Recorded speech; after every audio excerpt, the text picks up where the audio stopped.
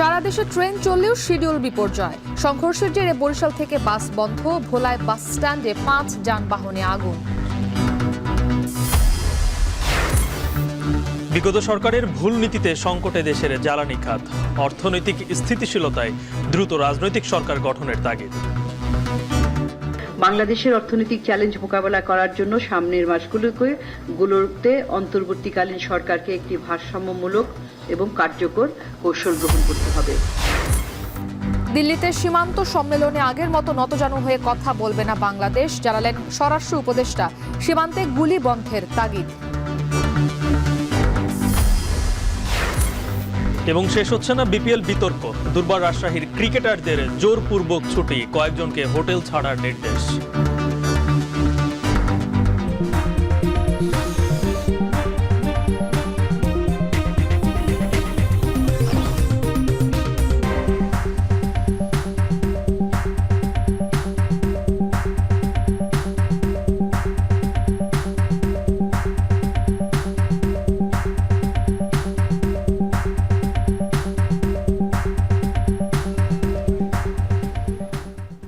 স্বাগত। এখন দুপুরে পুরো আয়োজন আপনাদের সাথে আছি আমি ইসরাত মুক্তি, আমি গালিব ইবনে রিয়াজ। ভাড়া নিয়ে বিরোধের জেরে দক্ষিণ পশ্চিমাঞ্চলের 13 রুটের বাস চলাচল বন্ধ থাকায় চরম দুর্ভোগে পড়েছেন এই রুটে চলাচলকারীরা। সকাল থেকে রূপাতলী বাস টার্মিনালে শুরু হয় ভোগান্তির চিত্র। ঘন্টার পর ঘন্টা বাসের জন্য অপেক্ষা করতে হয় দক্ষিণ পশ্চিমাঞ্চলের বিভিন্ন রুটের যাত্রীদের। জরুরি প্রয়োজনে যারা ঘর থেকে বের হয়েছেন তাদের গন্তব্যে রওনা দিতে হয়েছে বিকল্প পথে, যাতে সিএনজি, অটোরিকশা সহ বিভিন্ন রুটে গুনতে হচ্ছে বাড়তি ভাড়া। মঙ্গলবার বিকেলে বরিশাল বিএম কলেজের শিক্ষার্থীদের সঙ্গে হাফ ভাড়া নিয়ে বাস দ্বন্দ্ব ও বাস ভাঙচুরের প্রতিবাদে বুধবার সকালে ধর্মঘটের ডাক দেয় শ্রমিকরা। তাদের দাবি, শিক্ষার্থীদের সাথে ভাড়া নিয়ে বিভিন্ন সময় তৈরি হয় বাকবিতণ্ডা, যাতে মারধরের শিকার হতে হয় চালক সহ কর্মচারীদের। এই অবস্থায় নিরাপত্তা নিশ্চিত না হওয়া পর্যন্ত ধর্মঘট চালিয়ে যাওয়ার হুঁশিয়ারি দেন তারা।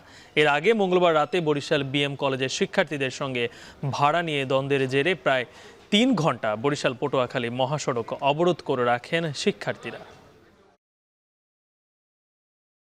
জালকাঠি যাবো আর কি, আসছে দেখি গাড়ি বন্ধ। কি কারণে কি বন্ধ হয়েছে তা আমি জানি না। আমি প্রত্যেক দিনই সকালবেলা 8:30 8টার বাসে গিয়ে অফিস ধরি, কিন্তু আজকে বাসা থেকে জানতাম না যে বাস বন্ধ, এসে শুনতেছি যে হঠাৎ করে বাস বন্ধ। এখন বাসের ধর্মঘটের জন্য আমাদের সাধারণ যাত্রীদের তো অনেক হয়রানি হচ্ছে, ভাড়া ডাবল, সেটা তো সমস্যা আছেই। এখন সিএনজিতে ঝুঁকি নিয়ে যেতে হচ্ছে। এই ছোট ছোট গাড়িতে তো চলতে কষ্ট হয়, আমাদের অনেক রিস্ক নিয়ে চলতে হয়। আমরা আমাদের জীবন ঝুঁকি নিয়ে আমরা রাস্তায় যাব না, কারণ আমরা এমনি আমাদের লাঞ্ছনা গঞ্চনার শেষ নেই। কেননা আমরা যে সবাই শিক্ষিত তাও না, আমাদের যদি শিক্ষার হার বেশি থাকতো তাহলে এই সেক্টরে আমরা আসতাম না। বরিশালে বাস চালক কিংবা শ্রমিকদের ধর্মঘটের সবশেষ তথ্য আমরা জানতে চাই। আমাদের সঙ্গে যুক্ত হয়েছেন আমাদের সহকর্মী বরিশাল থেকে ফিরদাউস সোহাগ এবং বরগুনা থেকে জিয়াদ মাহমুদ। শুরুতেই ফিরদাউস সোহাগ, আপনার কাছে আসতে চাই, জানতে চাই এই যে ধর্মঘট করছেন শ্রমিকেরা, এর সর্বশেষ তথ্য কি আছে, কিংবা সেখানে যারা যে যাত্রীরা রয়েছেন তাদের দুর্ভোগ কেমন দেখছেন? চরম দুর্ভোগ গালিব, একেবারে সেই সকাল থেকে শুরু হয়েছে, এখন পর্যন্ত এই 8 ঘন্টা যাবৎ চলছে। এই দুর্ভোগের যে শেষটা কোথায় সুনির্দিষ্ট করে কেউ বলতে পারছে না। কিছুক্ষণ আগেই আমি কথা বলেছিলাম যারা এখানকার কর্তা ব্যক্তি রয়েছেন, এখানকার যারা মালিক শ্রমিক রয়েছেন, তাদের পক্ষ থেকে যেটি আমাকে জানানো হয়েছে যে তাদের একটা ইচ্ছা রয়েছে, তাদের চেষ্টা রয়েছে এই সমস্যার সমাধান করার, কিন্তু তারা নিরাপত্তা চান। আসলে আমরা যে জায়গাটায় রয়েছি এইখানেই কিন্তু এই ভাঙা বাসটা রয়েছে, আমরা একটু দেখাবার চেষ্টা করছি। বাসটাকে যেভাবে ভাঙা হয়েছে, সামনের গ্লাসটি নেই, দুই পাশের গ্লাস নেই, তাওহিদ এই বাসটিকেই কিন্তু গতকালকে ভাঙা হয়েছে। এই যে ভাঙা বাস যে অবস্থায় রয়েছে, এখানকার যারা শ্রমিক এবং মালিক সবারই একই বক্তব্য, তারা রাস্তায় সড়কে চলার নিরাপত্তা চায়, আর নিরাপত্তার দাবিতেই তারা এই কর্মবিরতি বা ধর্মঘট যেটাই বলি সেটা চালিয়ে যাচ্ছেন। কিছুক্ষণ আগে আমি কথা বলেছিলাম বরিশালের পুলিশ কমিশনার, বরিশালের জেলা প্রশাসক এবং সংশ্লিষ্ট যারা কর্তা ব্যক্তি রয়েছেন তাদের সাথে। তারা আমাকে যে তথ্যটি জানালেন, তাদের পক্ষ থেকে শ্রমিক ইউনিয়ন বা মালিক সমিতিকে আহ্বান জানানো হয়েছে ধর্মঘট শেষ করে কাজে ফেরার জন্য, কিন্তু তাদের পক্ষ থেকে বসার জন্য যে আহ্বান জানানো হয়েছে এখন পর্যন্ত আসলে সে বিষয়ে সুনির্দিষ্টভাবে তারাও কিন্তু ফিডব্যাক পাননি। কথা বলেছিলাম এখানকার মালিক সমিতির যিনি কর্তা ব্যক্তি রয়েছেন তাদের সাথে, আবার শ্রমিক ইউনিয়নের যারা রয়েছেন তাদের সাথেও। তারা যে তথ্যটি আমাকে জানালেন যে আসলে বরিশাল জেলায় যে বরিশাল বিভাগে যে 6টি জেলা রয়েছে, 6 জেলার যে মালিক সমিতি যারা আছে তাদের নিয়ে আজ 3:30 বা বিকেল 4টা নাগাদ একটা নিজস্ব বৈঠক হওয়ার কথা মালিক শ্রমিক ইউনিয়নের সমন্বয়। সেই বৈঠকে যে সিদ্ধান্ত হবে এ ব্যাপারে সেটি নিয়ে তারা আসলে যারা কর্তা ব্যক্তি রয়েছেন প্রশাসনের তাদের কাছে যাবেন এবং তারা তাদের দাবিগুলো তুলে ধরবেন এবং সেই আলোচনার ভিত্তিতে হয়তো কোনো এক সময় কোনো এক ক্ষণে এই বর্তমান যে সমস্যাটি হয়েছে তার সমাধান হবে। অবশ্যই সমস্যার সমাধান হবে, তবে কখন সেটি কিন্তু সুনির্দিষ্ট করে কেউ বলা যাচ্ছে না। তবে নিচে তলে যে চেষ্টা চলছে এটুকু কিন্তু আমরা পুলিশ কমিশনার, জেলা প্রশাসক এদের সঙ্গে কথা বলে বুঝতে পেরেছি। একটু জানিয়ে রাখি যে এই পরিস্থিতির কারণে কিন্তু আসলে ভুগছে সাধারণ মানুষের অবর্ণনীয় দুর্ভোগ। 6 জেলার মানুষ কিন্তু বরিশাল থেকে যারা যাতায়াত করেন, বরিশাল শেরেবাংলা মেডিকেল কলেজে আসেন রোগী নিয়ে, তারা কিন্তু আসলে অনেক কষ্টে রয়েছেন। তারা চাচ্ছেন এই সমস্যার দ্রুত সমাধান হোক, রাস্তা সড়ক নিরাপদ হোক, এটাই হচ্ছে সবার প্রত্যাশা। এতটুকুই বরিশালের রূপাতলী বাস টার্মিনাল থেকে। সোহাগের কাছ থেকে আমরা জানছিলাম বরিশালের রূপাতলী বাস টার্মিনালের পরিস্থিতি। আমরা এবার একটু তার পার্শ্ববর্তী জেলা বরগুনায় যেতে চাই, সেখানে আছেন সহকর্মী জিয়াদ মাহমুদ। জিয়াদ, বরিশাল থেকে তো কোনো বাস এই 6 জেলায় যাচ্ছে না, শহরতলি বলি কিংবা জেলা পর্যায়ে যে বাসগুলা যায় সেগুলা কি অবস্থা? বরগুনার মানুষের দুর্ভোগ কেমন দেখছেন?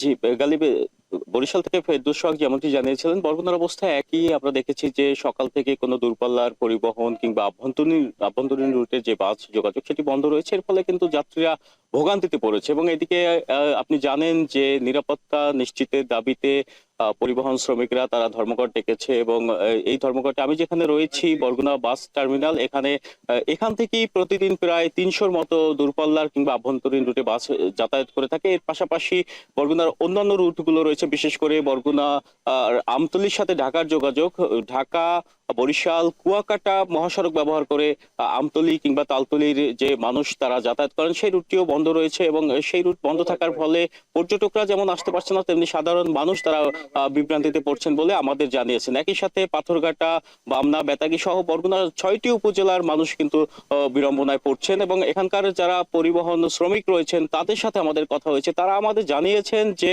পান থেকে চুন খসলি শিক্ষার্থীরা তারা বিক্ষুব্ধ হয়ে ওঠেন এবং এখানকার যারা শ্রমিক রয়েছেন তাদের সাথে অসদাচরণ করেন। যদিও শিক্ষার্থীদের কিন্তু পাল্টাপাল্টি অভিযোগ রয়েছে। শিক্ষার্থীরা বলছেন যে পরিবহন শ্রমিকদের জন্য তাদের নানা সময়ে বিড়ম্বনায় পড়তে হয় এবং তারাও অসদাচরণ করেন বলে অভিযোগ উঠেছে। এর কারণে একটু পিছনের দিকে তাকাই যদি, তাহলে দেখা যায় যে গতকাল এক ছাত্রীকে হেনস্থা করার বিষয়ে কিন্তু এই পরিস্থিতির উদ্ভূত হয় এবং সেটি সমাধানের চেষ্টা চলছে। এখানকার পরিবহন মালিক সমিতি কিংবা এখানকার শ্রমিক ইউনিয়নের সাথে কথা হয়েছে। তারা জানিয়েছেন যে বিকাল 3:30টায় তাদের একটি বৈঠক রয়েছে বরিশাল এবং দুজন করে 4 জন প্রতিনিধি বরগুনা থেকে কিংবা অন্যান্য জেলা থেকেও তারা যাবেন এবং সেখানে তারা একটি সভা করবেন এবং দ্রুত সমাধানের চেষ্টা করবেন। আমরা দেখেছি যে অনেক যাত্রীরা কিন্তু এসে ফিরে যাচ্ছে। তারা বলছেন যে তারা চাইছেন যে দ্রুত সময়ের মধ্যে এই পরিস্থিতি নিরসন হোক এবং বাস চলাচল অব্যাহত থাকুক। তো এই ছিল বরগুনা থেকে সার্বিক পরিস্থিতির আমার কাছে সবশেষ তথ্য। গালিব, শিক্ষার্থী এবং বাস চালক শ্রমিকদের মধ্যে সংঘর্ষের কারণে এখন বন্ধ রয়েছে বরিশাল থেকে 6 জেলায় বাস চলাচল। সেই বিষয়ে জানাচ্ছিলেন আমাদের 2 সহকর্মী ফেরদৌস সোহাগ এবং বরগুনা থেকে জিয়াদ মাহমুদ। এদিকে সকাল থেকে বন্ধ রয়েছে ভোলার অভ্যন্তরীণ রুটের বাস চলাচল। বাস টার্মিনাল থেকে সিএনজি, অটোরিকশা সহ অবৈধ স্থাপনা উচ্ছেদের ঘটনাকে কেন্দ্র করে সংঘর্ষ ও ভাঙচুরের জেরে চলছে বাস ধর্মঘট। ইমতিয়াজুর রহমানের পাঠানো তথ্য ছবি নিয়ে বিস্তারিত প্রতিবেদনে। বাস ও সিএনজি অটোরিকশা চালকদের ঘণ্টাব্যাপী সংঘর্ষে রণক্ষেত্র ভোলা শহরের কেন্দ্রীয় বাস টার্মিনাল। ধাওয়া পাল্টা ধাওয়া ও যানবাহনে আগুনের ঘটনায় শহর জুড়ে ছড়িয়ে পড়ে আতঙ্ক।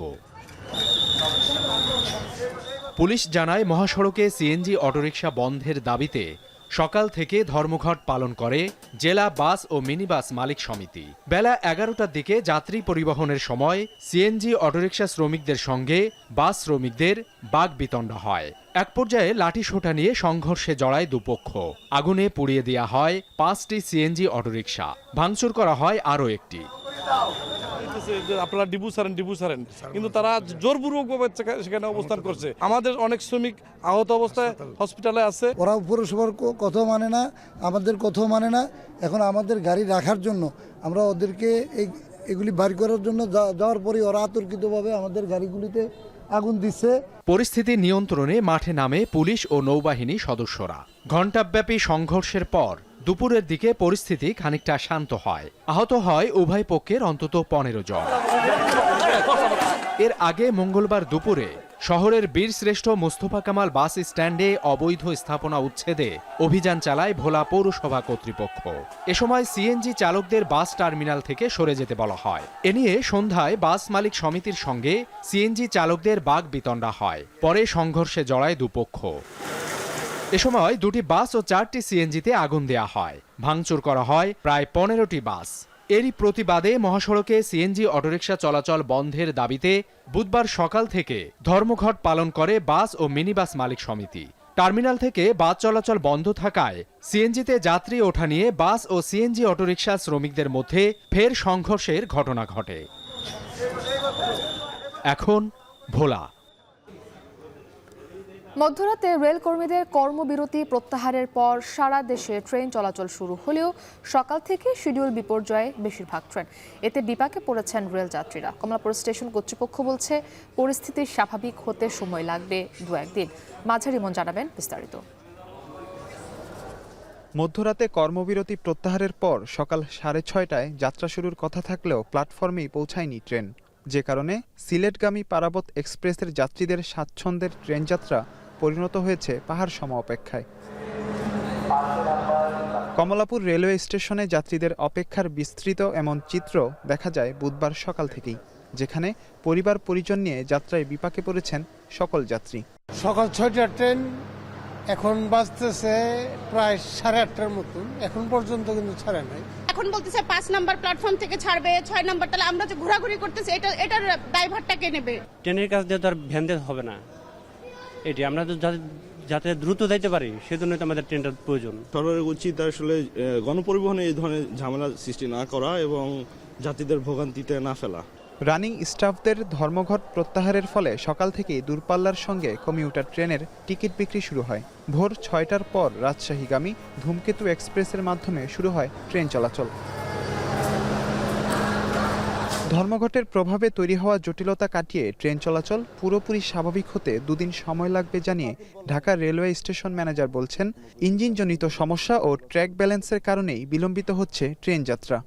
2:30 ঘটিকার পরে আমরা জানতে পারছি যে ওনারা কর্মবিরতি প্রত্যাহার করেছেন। সেই মোতাবেক ওনারা কর্মক্ষেত্রে ফেরত এসেছেন এবং স্বাভাবিক কার্যক্রম করবেন। তো ওনাদের স্বাভাবিক কার্যক্রম শুরু হওয়ার পর আমাদের ইঞ্জিনগুলো সেরে যে ইঞ্জিনগুলো ছিল, ইঞ্জিনগুলো ট্রেনে আসার জন্য কিছু প্রসিডিউর থাকে, এই প্রসিডিউরের কারণে মূলত কিছু লেট হয়েছে। ঢাকায় পৌঁছাতে না পারায় বুধবার বুড়িমারি ও জয়ন্তী এক্সপ্রেসের যাত্রা বাতিল করা হয়। কর্মবিরতিতে শুধু ঢাকা রেলওয়ে স্টেশনে আর্থিকভাবে ক্ষতি হয়েছে 1,20,00,000 টাকা। মাঝার ইমন, এখন ঢাকা। এ বিষয়ে আরও জানাতে আমাদের সঙ্গে কমলাপুর রেল স্টেশন থেকে যুক্ত হয়েছেন সহকর্মী মাঝার ইমন। ইমন, সকাল থেকে কতগুলো ট্রেন এখন পর্যন্ত ছেড়ে গেছে জানাবেন। এবং বলছিলাম যে যেহেতু একটু লম্বা সময়ে কর্মবিরতি ছিল, যার কারণে রেল চলাচল বন্ধ ছিল, শিডিউল বিপর্যয় হচ্ছে। একটু জানতে চাই যে শিডিউল বিপর্যয়টা আসলে কমিয়ে আনা সম্ভব হয়েছে কিনা। আমি যদি আপনার প্রথম কথাটি দিয়ে শুরু করতে চাই, যে এখন পর্যন্ত এই কমলাপুর রেলওয়ে স্টেশন থেকে আমাদের কাছে যতটুকু তথ্য রয়েছে যে 25টির ট্রেন ছেড়ে গিয়েছে ঢাকা থেকে বিভিন্ন গন্তব্যে, যেখানে আমরা দেখেছি রাজশাহী, চট্টগ্রাম, কক্সবাজার এলাকার ট্রেনগুলো ছেড়ে গিয়েছে, সিলেট এলাকারও ট্রেন ছেড়ে গিয়েছে। এখন পর্যন্ত 25টি ট্রেন ছেড়ে গিয়েছে এবং আমরা কথা বলে জানতে পেরেছি এই ঢাকা রেলওয়ে স্টেশনের আজকের যে অর্থাৎ আজকে বুধবারের তাদের যেই শিডিউল রয়েছে সেই শিডিউল অনুযায়ী 40 জোড়া ট্রেন মূলত এই রেলওয়ে স্টেশনে আজকে যাতায়াত করবে। ঢাকায় প্রবেশ করেছে আমরা যতটুকু জানতে পেরেছি 12টি ট্রেন। সেক্ষেত্রে বোঝাই যাচ্ছে যে রেল যাত্রার যে চিত্র সেটি সময় যত গড়াচ্ছে, অর্থাৎ সকালবেলা আমরা যে সংকটটি দেখেছিলাম যে ট্রেন ট্রেন এসে পৌঁছানো এবং পরবর্তীতে ছাড়ার যে বিষয়টি সমস্যা দেখা দিয়েছিল রেল স্টেশনে, সেই চিত্রটি কিন্তু ধীরে ধীরে এক প্রকারের শেষের দিকে যাচ্ছে বা সহজ হচ্ছে। আমরা যদি বলতে চাই, আমরা সকালবেলা যে চিত্র দেখেছি, সকালবেলা 6:30টার দিকে ধূমকেতু এক্সপ্রেসের মাধ্যমে মূলত যেই কর্মবিরতির পরে ঢাকার রেলওয়ে স্টেশনের যেই রেল চলাচল সেটি শুরু হয়েছিল এবং পর্যায়ক্রমে আমরা দেখেছি যে বিভিন্ন জায়গার আমরা দেখেছি পর্যটক এক্সপ্রেস, ধূমকেতু এক্সপ্রেস, এই সমস্ত ট্রেনগুলো চলছে এবং কমিউটার যে সমস্ত ট্রেন রয়েছে সেগুলোও কিন্তু গেছে। আমি যদি একটু দুপুরের চিত্র বলতে চাই, কিছুক্ষণ আগে অর্থাৎ এখন থেকে 10 মিনিট আগে 2:10 দিকে 2টি ট্রেন ছেড়ে গিয়েছে ঢাকা স্টেশন, রাজশাহী কমিউটার এবং বনলতা এক্সপ্রেস। 2টির গন্তব্যই কিন্তু চাঁপাইনবাবগঞ্জ। পাশাপাশি আমরা এখন যেই ট্রেনটির সামনে রয়েছি 2 নম্বর প্ল্যাটফর্ম, সেটি মূলত যাবে সিলেটের উদ্দেশ্যে কালনী এক্সপ্রেস। এই ট্রেনটি মূলত ছাড়বে 2:55 মিনিটে। 2:55 মিনিটে ছাড়লেও ট্রেনটি কিন্তু অনেক আগেই প্ল্যাটফর্মে চলে এসেছে এবং যাত্রীরা কিন্তু উঠছে। সেক্ষেত্রে বোঝাই যাচ্ছে যেই একটি ধীরগতি দেখা গিয়েছিল, বিলম্ব সময় দেখা গিয়েছিল ট্রেন ছাড়া এবং পৌঁছানো সব বিষয়, সেই বিষয়টি কিন্তু ধীরে ধীরে আমরা দেখতে পাচ্ছি সকালের তুলনায় দুপুরের দিকে এসে কিছুটা কিন্তু কমেছে এবং সহজ হচ্ছে যাত্রীদের ক্ষেত্রে। এবং যাত্রীদের সাথে আমার কথা হয়েছিল, যাত্রীরা যেটি বলছেন যে সকালবেলা যারা যাবেন, সকালবেলা অনেকেই যেতে পারেনি তাদের গন্তব্যের স্থানে, যেমন চট্টগ্রামের দিকে যে সকালের যে ট্রেনগুলো রয়েছে সেই ট্রেনগুলো অনেকে মিস করার কারণে বিকালে যে ট্রেনগুলো রয়েছে সেই ট্রেনগুলোতে কিন্তু অনেকে যাচ্ছে। এবং আরেকটি কথা যেটি জানিয়ে রাখতে চাই সেটি হচ্ছে যে আমরা রেল কর্তৃপক্ষের সাথে কথা বলেছিলাম, তারা যেটি বলছেন মূলত যে এখন পর্যন্ত যে ট্রেনগুলো রয়েছে মোট 2টি ট্রেন আমরা বাতিলের কথা শুনেছি, সেটি হচ্ছে ভুরিমারি এক্সপ্রেস এবং হচ্ছে জয়ন্তিকা এক্সপ্রেস। এই 2টি ট্রেন ছাড়া সকল ট্রেনই স্টেশন থেকে ছেড়ে যাবে পর্যায়ক্রমে এবং কিছুটা বিলম্ব হতে পারে, তবে প্রত্যেকটি ট্রেনই তার যে নিজ নিজ গন্তব্যস্থল রয়েছে সেখানে যাবেন। আমাদেরকে এমনটি জানিয়েছে ঢাকা রেলওয়ে কর্তৃপক্ষ। সহকর্মী মাঝার ইমন যুক্ত ছিলেন কমলাপুর রেলওয়ে স্টেশন থেকে। বিগত আওয়ামী সরকারের ভুল নীতির কারণে সংকটে দেশের জ্বালানি সহ আর্থিক খাত, দাবি সেন্টার ফর পলিসি ডায়ালগ সিপিডির।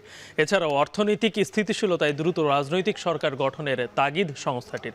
সকালে রাজধানীর ধানমন্ডিতে centre for policy dialogue CPD 2024-25 অর্থ বছরের প্রথম অন্তর্বর্তীকালীন পর্যালোচনায় এই চিত্র উঠে আসে। মূল্যস্ফীতি নিয়ন্ত্রণে অন্তর্বর্তী সরকার অনেক উদ্যোগ নিলেও অনেকাংশে ব্যর্থ বলে জানিয়েছে সংস্থাটি। এছাড়াও আয়োজনে সিপিডির পক্ষ থেকে বলা হয়, নির্বাচনের মাধ্যমে রাজনৈতিক দলের সরকার গঠনেই অর্থনৈতিক স্থিতিশীলতা আসবে। এদিকে অর্থনৈতিক সক্ষমতা অর্জনে দুর্বল ব্যাংকের ব্যাপারে কঠোর সিদ্ধান্ত সহ ব্যাংক খাতকে পুনরুদ্ধার করতে বেশ কিছু পরামর্শ তুলে ধরে প্রতিষ্ঠানটি। অন্যদিকে নির্বাচনের মাধ্যমে রাজনৈতিক দলের সরকার গঠনে অর্থনৈতিক স্থিতিশীলতা আসবে বলে মনে করেন তারা। সাময়িক ব্যবস্থার মধ্যে অনিশ্চয়তা নিহিত থাকে এবং এটা বলতে গিয়ে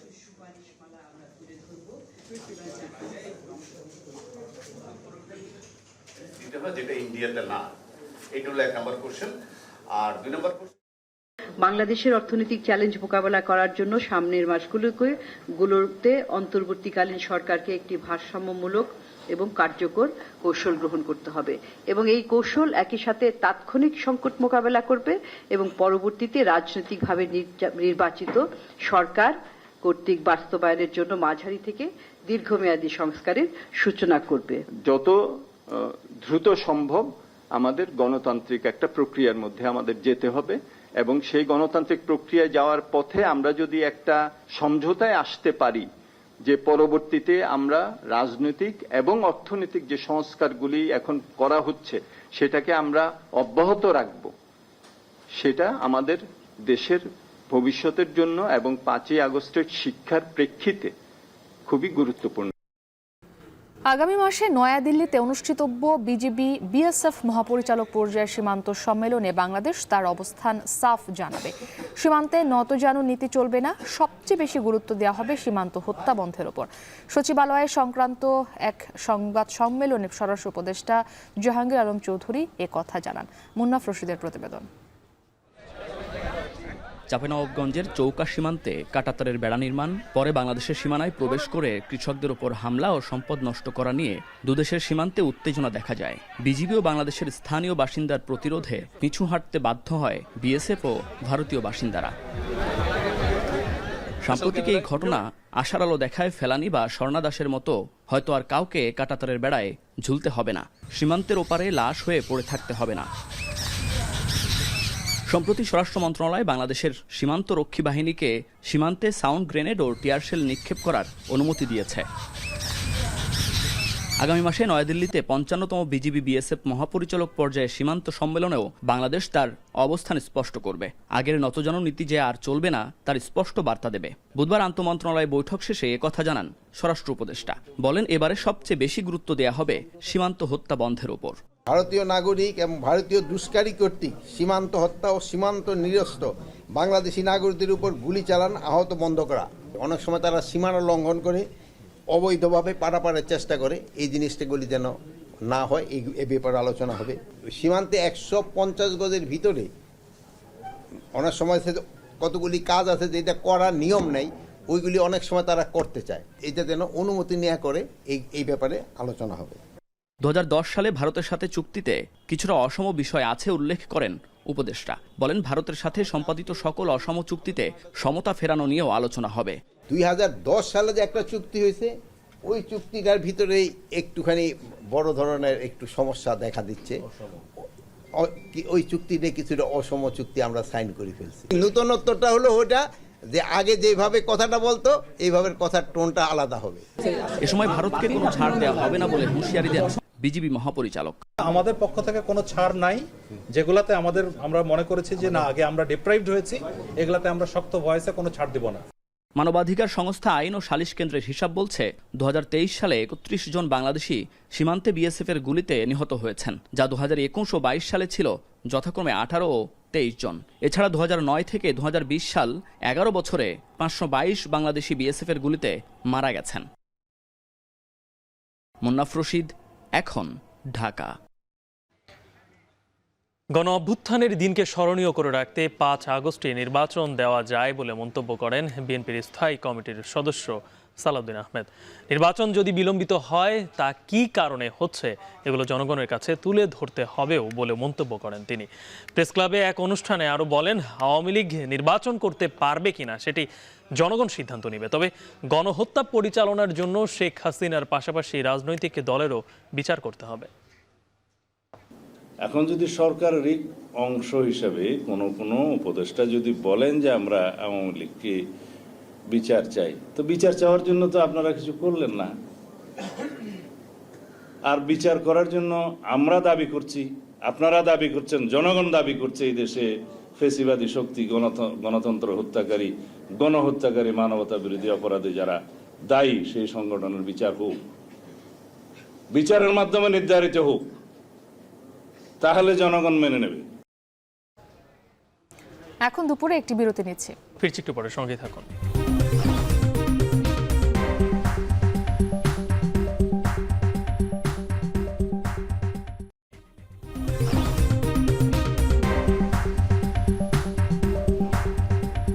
ফিরলাম বিরতির পর। দেখছেন এখন দুপুর।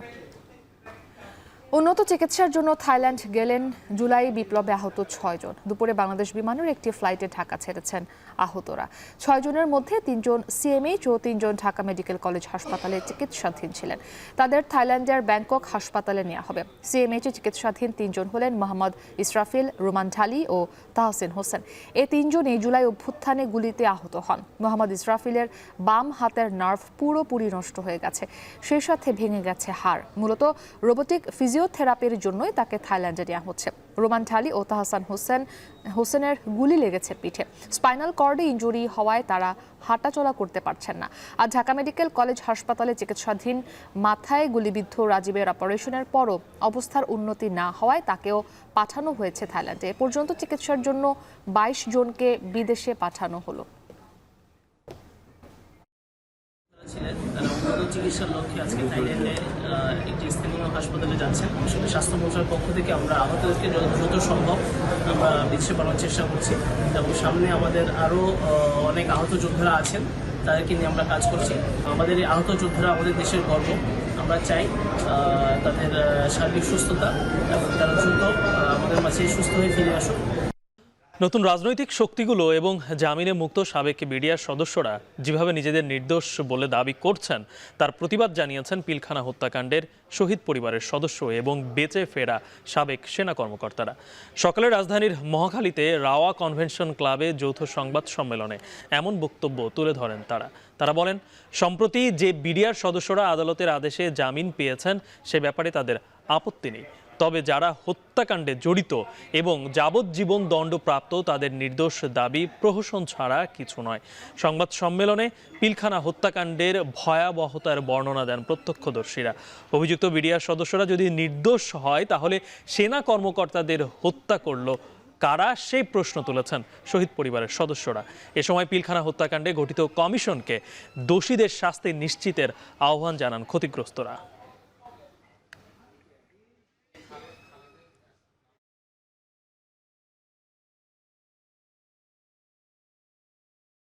ঢালাওভাবে এমনকি হত্যাকারীদেরকেও ছেড়ে দেওয়ার জন্য যে আবেদনগুলো তুলে আসছে সেগুলা যেন সত্যি সত্যি না হয়, সেই শঙ্কায় কিন্তু আজকে আমাদের এই প্রেস কনফারেন্স। তারা কেউ প্রতিবাদ করে নাই, এটা অবশ্যই সত্য। যিনি প্রতিবাদ করেছিলেন তিনি শহীদ হয়েছেন, এটাও সত্য। ভেতরে যারা ছিল তারা শুধু প্রতিবাদ করে নাই, এটা তাদের অপরাধ না। তারা স্বতঃস্ফূর্তভাবে অংশগ্রহণ করেছিল। সেদিনের অপরাধ একমাত্র খুন করা না, সেদিনের অপরাধের সাথে অনেক কিছু ছিল। অনেকগুলো বিডিআর সদস্যদের পরিবারবর্গ এবং সঙ্গে খুব দুঃখ সহকারে বলতে হয় যে পলিটিক্যাল পার্টি, ছোট ছোট কিছু পলিটিক্যাল পার্টি এবং তাদের মধ্যে বৈষম্য বিরোধী ছাত্র আন্দোলনও আছে, যারা কিনা এমন একটা ন্যারেটিভ তৈরি করছে যেই ন্যারেটিভটা এমন একটা কথা বলে যে কথাটা অ্যাজ ইফ যে এই পুরো ঘটনাটা ঘটিয়েছে শেখ হাসিনা এবং পার্শ্ববর্তী ভারত, এবং ভেতরে যারা কিনা বিডিআর সদস্য তারা সকলেই নির্দোষ। না, আমাদের এই সংবাদ সম্মেলনের মূল উদ্দেশ্যটা হচ্ছে এটাই প্রমাণ করা যে তারা সকলে নির্দোষ না। ভেতরে যারা খুন করেছে, যারা খুনের মামলায় মৃত্যুদণ্ডপ্রাপ্ত আসামি অথবা যাবজ্জীবনপ্রাপ্ত আসামি, তারা মোটেও নির্দোষ না। রাজধানীর ধানমন্ডিতে সাইমা ওয়াজেদ পুতুলের দুর্নীতি তদন্তে সূচনা ফাউন্ডেশনের কার্যালয়ে অভিযানে দুদক। এ বিষয়ে আরও জানাতে আমাদের সঙ্গে সরাসরি যুক্ত হচ্ছেন নাজমুস সাকিব। সাকিব, জানতে চাই যে সূচনা ফাউন্ডেশনে পুতুলের বিরুদ্ধে যে দুর্নীতির অভিযোগে অভিযান চলছে, সেই অভিযানটির বিস্তারিত জানতে চাই।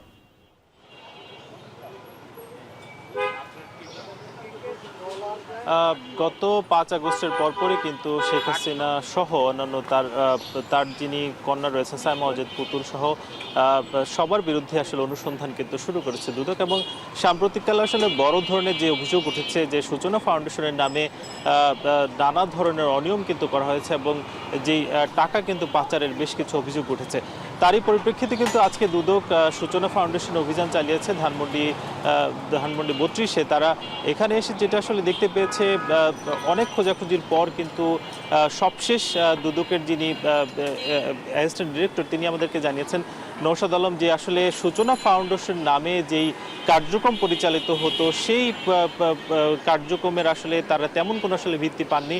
এবং এখানে যতটুকু তারা জানতে পেরেছেন যে এখনো পর্যন্ত সেই ধরনের যেই মানে সামাজিক যেই কাজকর্ম করার জন্য সূচনা ফাউন্ডেশন করা হয়েছিল তার পরিপ্রেক্ষিতে তেমন কোনো কাজের অস্তিত্ব তারা কিন্তু পাননি। ফলে তারা যেটা জানিয়েছেন যে এই সব বিষয়ে বা কি ধরনের অনৈতিক কাজ হয়েছে এবং কি ধরনের টাকা পাচার হয়েছে সেই সব খোঁজার জন্য তারা কিন্তু এবং তারই পরিপ্রেক্ষিতে যেই ধরনের অনিয়ম হয়েছে তা খোঁজার পরিপ্রেক্ষিতে কিন্তু নতুন কোনো মামলা হবে কিনা সেই দিকে কিন্তু আগাবেন।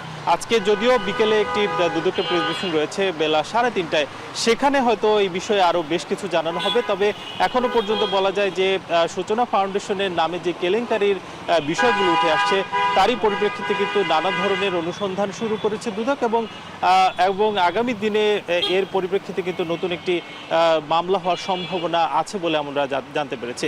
এবং এর পরিপ্রেক্ষিতে অর্থাৎ যিনি সাবেক প্রধানমন্ত্রী ছিলেন শেখ হাসিনা, তিনি আসলে সূচনা ফাউন্ডেশনের সঙ্গে কি ধরনের অনিয়মের সঙ্গে জড়িত ছিলেন সেই বিষয়ে আসলে দুদক তদন্ত করবে বলে আমরা জানতে পেরেছি।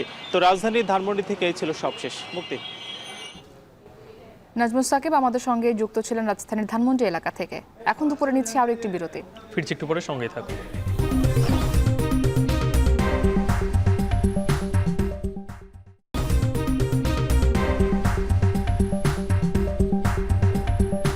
আবারও স্বাগত বিরতির পর।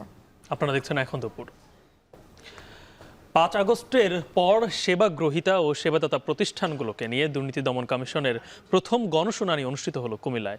শুনানিতে দুদক চেয়ারম্যান বলেন 5 আগস্ট সৃষ্টির মূল কারণ দুর্নীতি। তাই দুর্নীতি কমিয়ে আনতে প্রত্যেকের সদিচ্ছা প্রয়োজন। দুদকের ১৭০তম গণশুনানিতে মোট ১৩৯টি অভিযোগ উত্থাপন করা হয়। বিস্তারিত প্রতিবেদনে। সরকারি দপ্তরের অনিয়ম, দুর্নীতি ও হয়রানির অভিযোগ নিয়ে সেবা বঞ্চিত জনসাধারণ ও সেবাদাতা প্রতিষ্ঠানগুলোকে নিয়ে দুদকের ১৭০তম গণশুনানি অনুষ্ঠিত হয় কুমিল্লায়। বুধবার কুমিল্লা শিল্পকলা একাডেমি মিলনায়তনে গণশুনানিতে অংশ নেন দুর্নীতি দমন কমিশনের চেয়ারম্যান। কুমিল্লার সব সরকারি দপ্তরের প্রধান ও দুদকের ঊর্ধ্বতন কর্মকর্তাদের সামনে বিভিন্ন অভিযোগ তুলে ধরেন বিক্ষুব্ধরা। এ সময় বিদ্যুৎ, গ্যাস, হাসপাতাল, পাসপোর্ট সহ বিভিন্ন সরকারি অফিসের হয়রানির অভিযোগ তোলেন সেবাগ্রহীতারা। উত্থাপিত বেশ কিছু অভিযোগের বিষয়ে তাৎক্ষণিক সিদ্ধান্ত জানায় দুদক। বাঁকাবাদ আজ থেকে প্রায় 3 বছর আগে এই বিল বোর্ড চেঞ্জ করে নতুন গ্রাহক সংকেত কার্ড, টাকা দেওয়ার জন্য একটা কার্ড দেয়। ওই কার্ডে আমার নামের পরিবর্তে অন্য নাম চলে আসে। আমরা ওই আবেদনটা মিসিং হওয়ার কারণে ওনার ওই অ্যাকশনটা নিতে পারিনি, তো আমরা ইমিডিয়েটলি ন্যূনতম 7 দিনের মধ্যে। কয়দিনের মধ্যে? তুমি 7 দিন সময়। 7 দিনের মধ্যে উনি ওই দিন আমার মিটারে রিডিং ছিল 7123 ইউনিট। কিন্তু পরবর্তীতে আমার বিল করা হলো, 2টা বিল দেওয়া হয়েছে মিটার বসানোর পরে। একটা তো হলো 8240 ইউনিট, আর একটা কাগজ হলো স্যার 8140 ইউনিট। এটা অলরেডি বিল করা আছে এখন 7123 ইউনিট, অলরেডি কারেক্টেড, এটা সংশোধন করা হয়েছে। উদ্বোধনী বক্তব্যে দুদকের চেয়ারম্যান বলেন, 5 আগস্ট সৃষ্টির মূল কারণ দুর্নীতি। ন্যায় বিচার ভিত্তিক সমাজ প্রতিষ্ঠায় প্রত্যেকের সদিচ্ছা প্রয়োজন বলে মনে করেন তিনি। আজকে এই যে 5ই আগস্ট ঘটলো কিংবা বিভিন্ন সময় যে আন্দোলন হচ্ছে, এগুলোর মূল কারণটা কি? মূল কারণ হচ্ছে সমাজে এক ধরনের অবিচার আমরা লালন করি, এবং আমরা যত ধরনের অবিচার হাত দিই না কেন, প্রত্যেকটা অবিচারের পেছনের যে সিড, যে বীজ, সেটা হচ্ছে দুর্নীতি।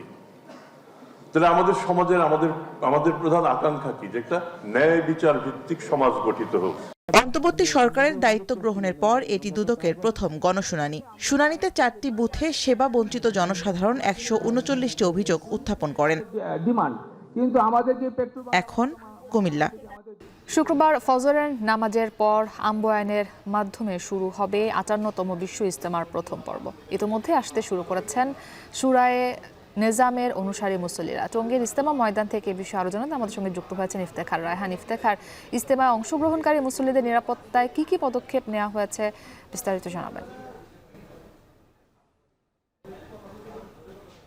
পুরো ইজতেমা ময়দান কিন্তু যে সব ধরনের যে প্রস্তুতি কাজ সেটি কিন্তু সম্পন্ন হয়েছে। 160 একরের ইজতেমা ময়দান সামিয়ানার নিচে কিন্তু আবদ্ধ করে রাখা হয়েছে, অর্থাৎ পুরো 160 একরের ময়দানটি সামিয়ানায় ঢেকে ফেলা হয়েছে। পাশাপাশি যেই মঞ্চ থেকে বয়ানের মঞ্চ, সেটিও কিন্তু প্রস্তুত, এবং পয় নিষ্কাশন সহ যে সামগ্রিক যে প্রস্তুতি ইজতেমার আয়োজক কমিটির পক্ষ থেকে সব ধরনের প্রস্তুতি ইতিমধ্যে শতভাগ সম্পন্ন করা হয়েছে বলে আমাদেরকে জানিয়েছে।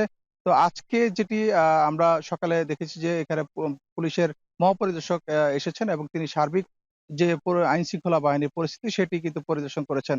আমরা যতটুকু জানতে পেরেছি, পুরো ইজতেমা ময়দানকে ঘিরে কিন্তু 5 স্তরের নিরাপত্তা ব্যবস্থা তৈরি করা হয়েছে, নিরাপত্তা বলয় তৈরি করা হয়েছে, এবং সেখানে কিন্তু 335টি সিসিটিভি ক্যামেরার মাধ্যমে পুরো ইজতেমা ময়দানটি পর্যবেক্ষণ করা হবে। পাশাপাশি 16টি ওয়াচ টাওয়ার স্থাপন করা হয়েছে, এবং র্যাবের পক্ষ থেকে কিন্তু আলাদা কিন্তু ওয়াচ টাওয়ার রয়েছে। পাশাপাশি মুসল্লিদের যে ইজতেমা ময়দানের প্রবেশের ক্ষেত্রে যে সুবিধার জন্য তুরাগ নদীর উপরে 5টি বেইলি ব্রিজ স্থাপন করা হয়েছে সেনাবাহিনীর পক্ষ থেকে। বিআইডব্লিউটির পক্ষ থেকে একটি বেইলি ব্রিজ স্থাপন করা হয়েছে, এবং আইন শৃঙ্খলা বাহিনীর যে সাদা পোশাকে এবং পোশাকে কিন্তু আইন শৃঙ্খলা বাহিনীর প্রায় 6000 পুলিশ সদস্য কিন্তু মোতায়েন রয়েছে।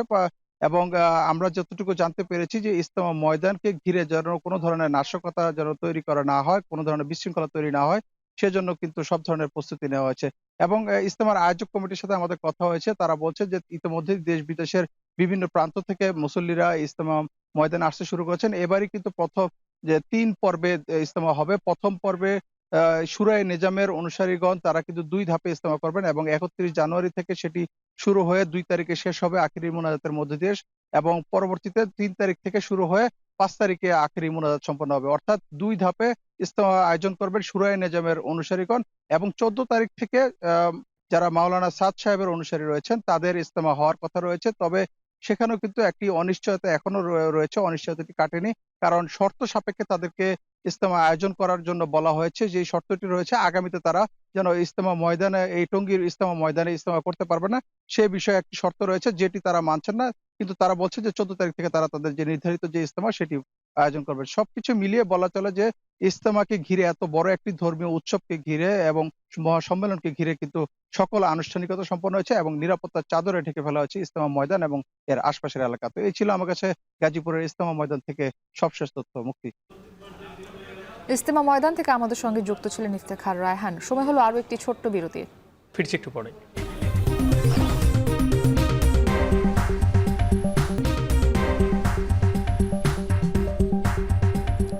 আবারও স্বাগত বিরতির পর। আপনারা দেখছেন এখন দুপুর।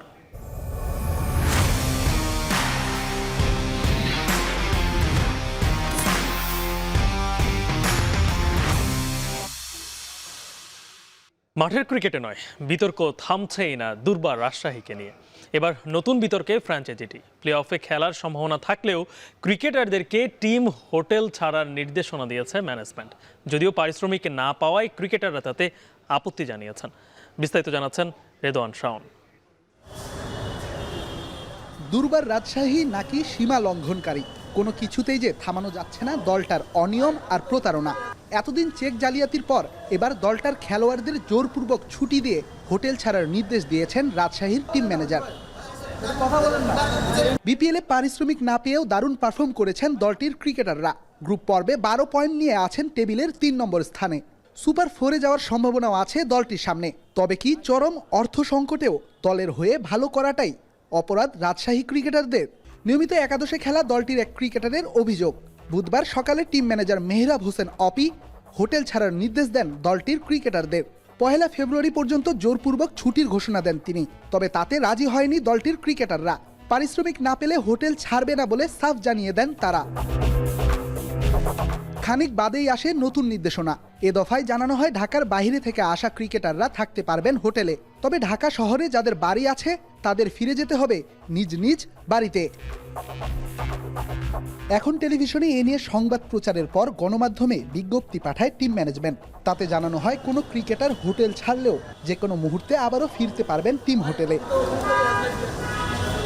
সকাল থেকে ম্যানেজমেন্টের এসব নাটকীয়তায় বিপাকে পড়েছেন দলটির ক্রিকেটাররা।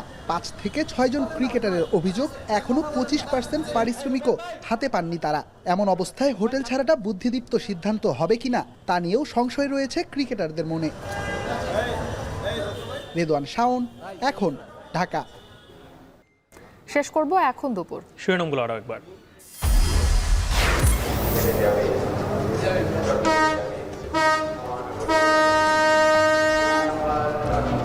সারা দেশে ট্রেন চললেও শিডিউল বিপর্যয়। সংঘর্ষের জেরে বরিশাল থেকে বাস বন্ধ, ভোলায় বাস স্ট্যান্ডে বাস যানবাহনে আগুন। বিগত সরকারের ভুল নীতিতে ভুগছে দেশের জ্বালানি খাত। অর্থনৈতিক স্থিতিশীলতায় দ্রুত রাজনৈতিক সরকার গঠনের তাগিদ। বাংলাদেশের অর্থনৈতিক চ্যালেঞ্জ মোকাবেলা করার জন্য সামনের মাসগুলোতে অন্তর্বর্তীকালীন সরকারকে একটি ভারসাম্যমূলক এবং কার্যকর কৌশল গ্রহণ করতে হবে। দিল্লিতে সীমান্ত সম্মেলনে আগের মতো নতজানু থাকবে না বাংলাদেশ, জানালেন স্বরাষ্ট্র উপদেষ্টা। গুরুত্ব পাবে সীমান্ত হত্যা বন্ধ। এবং শেষ হচ্ছে না বিপিএল বিতর্ক। দুর্বার রাজশাহীর ক্রিকেটারদেরকে জোরপূর্বক ছুটি, কয়েকজনকে হোটেল ছাড়ার নির্দেশ।